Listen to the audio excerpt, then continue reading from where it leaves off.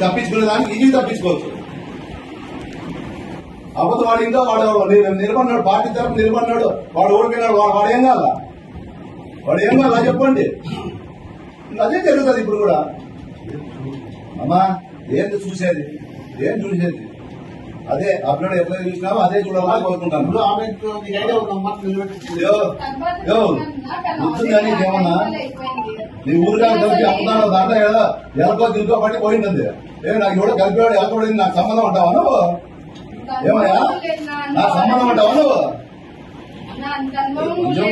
కొంచెం కూడా అమ్మయ్య నాయన అమ్మయ్య ముట్టుతా ఉన్నాను మా అమ్మకి. నీకు అనుభవం మహానీయులంతా నీ ముందర ఇది కాదు అమ్మయ్య నీ ఉపాధి ఎవరన్నా చిన్న పిల్లలు పుట్టిన పిల్లలు కూడా ఇదవుతారు. ఊరికే ఎందుకు ఇచ్చేస్తారు అమ్మాయికి రాలంట అమ్మయ్య.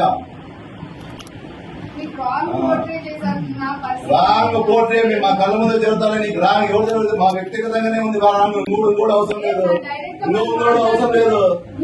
నువ్వు అంటావు కదా యా గుడి దగ్గర పోతావు ప్రమాణం చేస్తా. నా తమ్ముడు మీ నాయన ఇక్కడ పుట్టుకోనంటే రా యా గుడి దగ్గర ప్రమాణం చేస్తావురా. రా నీ కళ్ళ ముందు ఉంది కదా వరప్రసాద్ పెట్టింటే హరిప్రసాద్ మీద పెట్టు. అదే అంటే నీ కోసం 2019లో డోర్ టు డోర్ ఇంట్లో కూర్చుంటే వాడు మొత్తం మండలం అంతా డోర్ టు డోర్ తింటే చేసింది తప్ప. అవసరం లేదమ్మా, అవసరం లేదు. పోమ్మా నాకేం అవసరం నీతో మాట్లాడేది. ఎవరిని అడిగిందా నువ్వు కేసు పెట్టావు రాజీగా అమ్మని అవసరం నాకేమమ్మా. నువ్వు సైజనాథ్ మంత్రిగా ఉన్నాడు మర్డర్ కేసు పెట్టిందో భయపడలేదు. నీ కుటుంబ ఎస్సీ యాక్ట్ కేసు కూడా భయపడేవాడు. ఇంకో 10 పెట్టుకోండి, ఇంకో 10 కేసులు పెట్టుకోండి. అందరూ భయపడితే సైజనాథ్ ఉన్నప్పుడు మర్డర్ కేసు ఒకటి, ఇంకో కేసు ఒకటి, ఇంకో ఒక వర్క్ కేసులో 4 కోట్లు కొడితే ఎదురు నిలబడి వాడు నా మనలో స్థానం లేకుండా చేసి పంపించిన.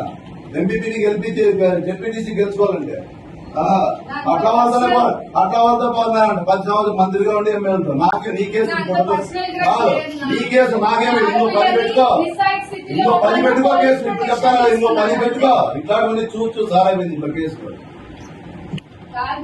ఆడపిల్లని నిస్సాయ స్థితిలో ఉండి పోలీస్ ప్రొటెక్షన్ తీసుకోమా. ఇప్పుడు కూడా మళ్ళీ మేము నిస్సాయ స్థితిలో ఉంటాం. తీసేమని అడిగినాడు ఎవడు నిన్ను? తీసేమని అడిగినాడు ఎవడు?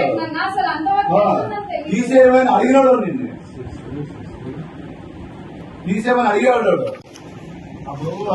ఇది కాదు మర్డర్ కేసు పెట్టి పోరాడతా, కాదు మర్డర్ కేసు పెట్టి పోరాడతా. నువ్వు పెట్టేది ఎవరు?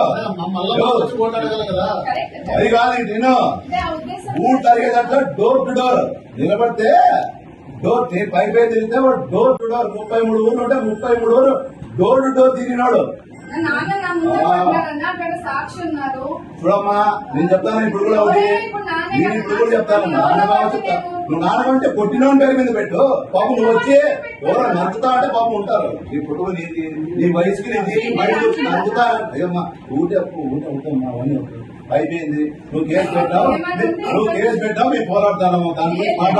దాని గురించి మాట్లాడాల్సిన అవసరం లేదు. ఇప్పుడు కూడా అదే ఉంటది నీకు. నువ్వు ఒక ఆడపాపవి, మాతో నీకు అభద్రత బాగుంటుంది. వద్దు ఎవరితో నీకు భద్రత బాగుంటుందో వంట పోయి చేసుకోపో, ఎవరితో చేసుకోపో. అనవసరం నీకు అభద్రత బాగుంది కదా శ్రీనివాస్ రెడ్డి మీద కేసు పెట్టిండేది. నేను అడుగుతాడు వీళ్ళకి, నేను కూడా కడుపు అన్నం తింటా. చెప్పేది కడుపుకు అన్నమే తినేది, నేను వేరేదేం తినను.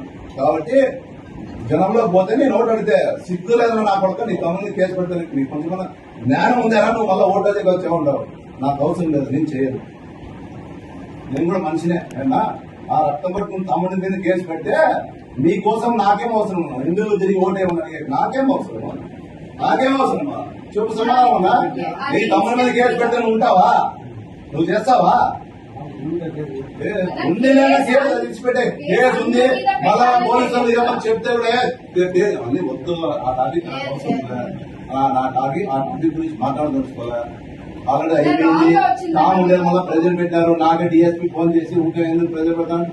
నేను అబద్ధాన్ని నేను అడిగినా తీసేయమని, నేను అబద్ధమని వాళ్ళు అడిగినా పోలీసు వాళ్ళని బుక్ చేసి కోర్టు పెట్టేసి కోర్టు పెట్టారు. కోర్టు తిరుగుతాను. దాని గురించి తీసిపెట్టారు.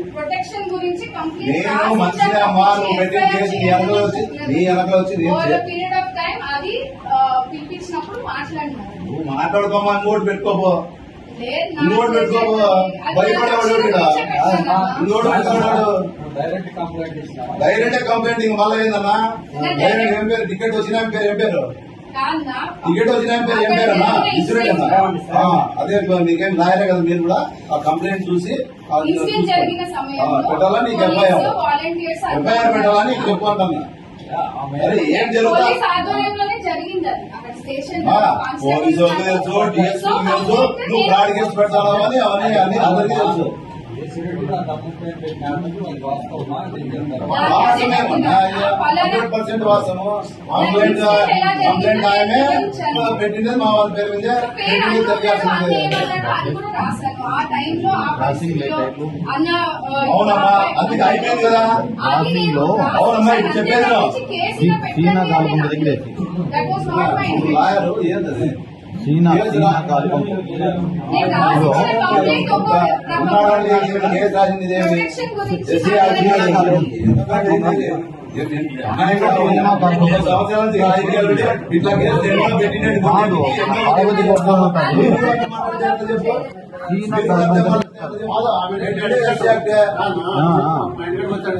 ఇప్పుడు ఫ్యామిలీ షాప్ ఆపోజిట్ లో